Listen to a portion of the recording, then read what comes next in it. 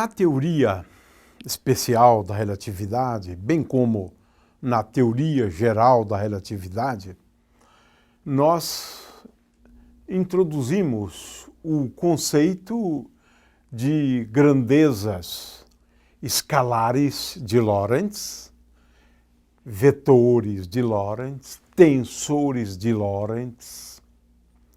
Isso é feito para assegurar a covariância, ou seja, para que tenhamos condições de formular as leis físicas de tal forma que as leis mantenham a sua forma.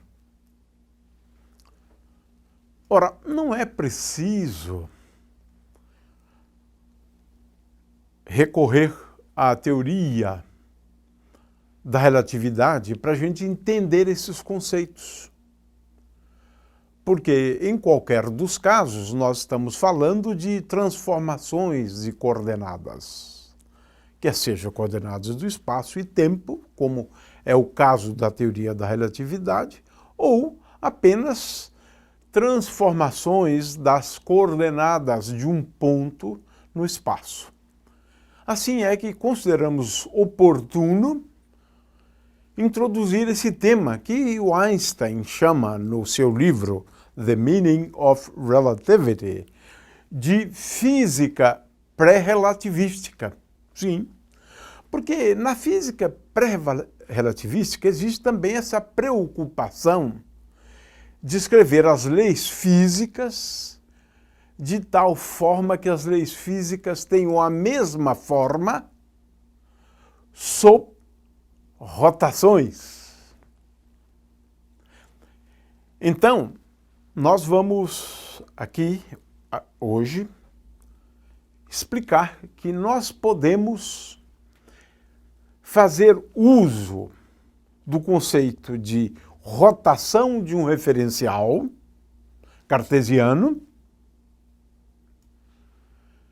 de tal forma que nós podemos classificar as grandezas físicas em categorias,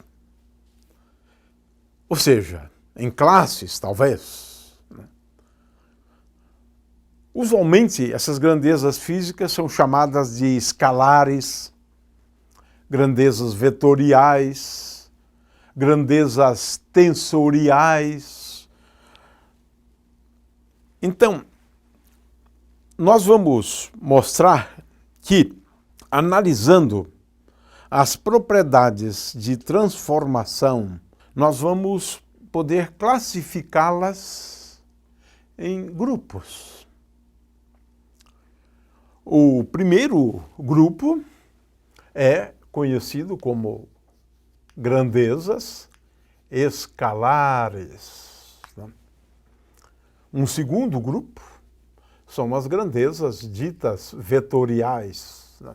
Hoje vamos dar uma nova definição muito mais precisa do que nós entendemos por grandezas vetoriais. Essa é uma definição muito melhor do que dizer que uma grandeza vetorial é uma grandeza que tem um módulo, a direção e o sentido.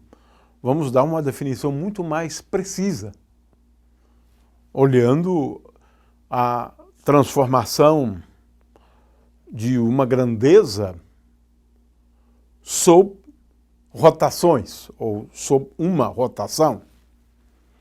E, finalmente, as grandezas tensoriais.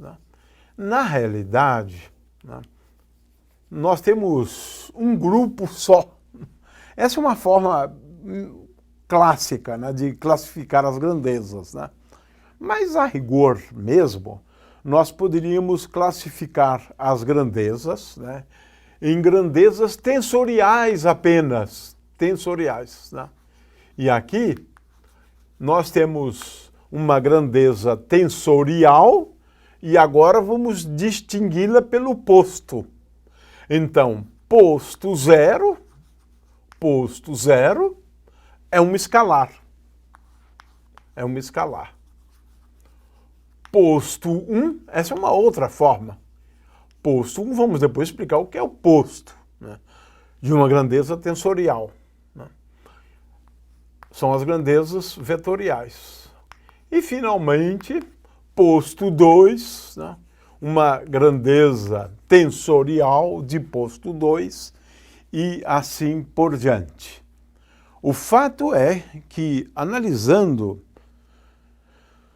a rotação ou as rotações possíveis de referenciais, nós podemos classificar as grandezas em categorias.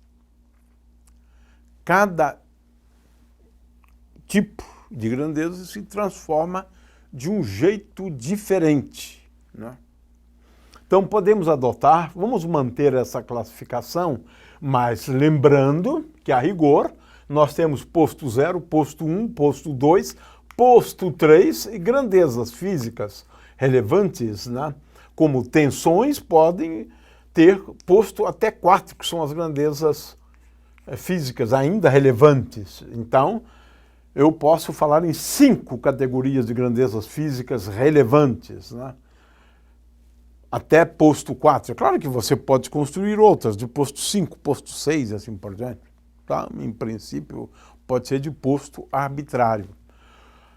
Agora, o que importa é que a gente entenda o que significa rotação. Eu tenho aqui um referencial, x, y e z, um ponto de origem, esse é um referencial, um ponto de origem, e 3 eixos ortogonais entre si, passando por esse ponto de origem. Então eu tenho aqui, utilizando a cor branca, um referencial, z, x e y. Esse é um referencial. Os 3 eixos passam pela origem. Agora, numa rotação, esses eixos adquirem orientações diferentes. De forma que agora aqui eu tenho esse referencial depois de efetuada uma rotação, a rotação mais geral possível. O eixo Z, que estava nessa direção e nesse sentido, passa a ter uma nova direção. A mesma coisa acontece com o eixo Y, passa para Y', e o eixo X passa para X', não necessariamente no plano XY. Esse é o caso em que eu faço uma rotação em torno do eixo Z. Aqui eu estou considerando a rotação mais geral possível. E é claro que a origem desse referencial aqui coincide, O'Linha, coincide, né, com O. Nesse caso aqui, onde O'Linha coincide com O, nós estamos falando de uma rotação pura. Rotação pura.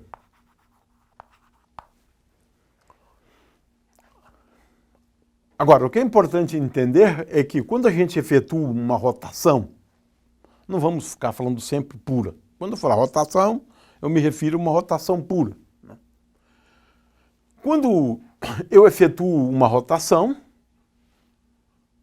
por exemplo, as coordenadas de um ponto do espaço, esse ponto P aqui, esse ponto P, ele tem coordenadas.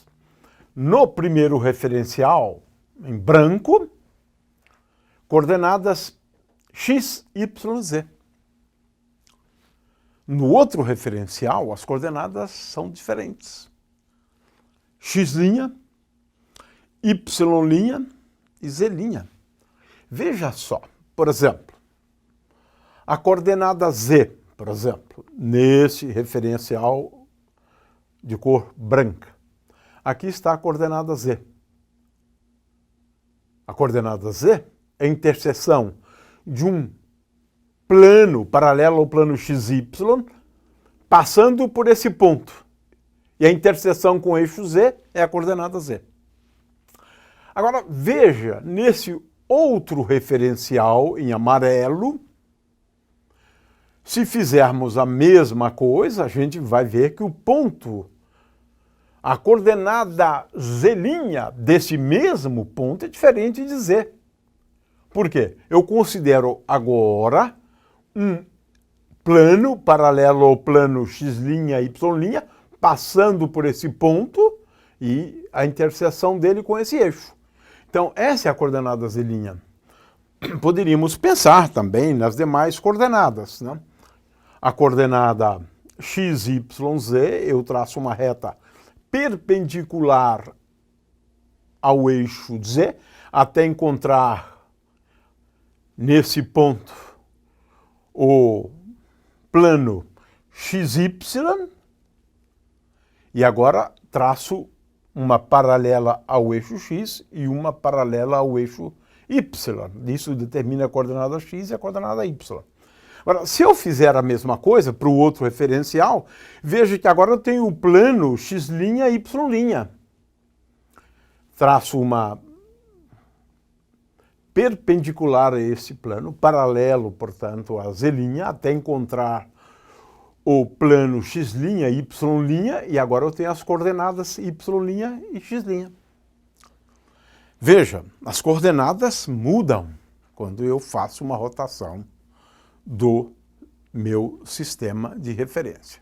Então agora nós vamos analisar, à luz dessa questão de rotação de um referencial, como é que se transformam as grandezas físicas.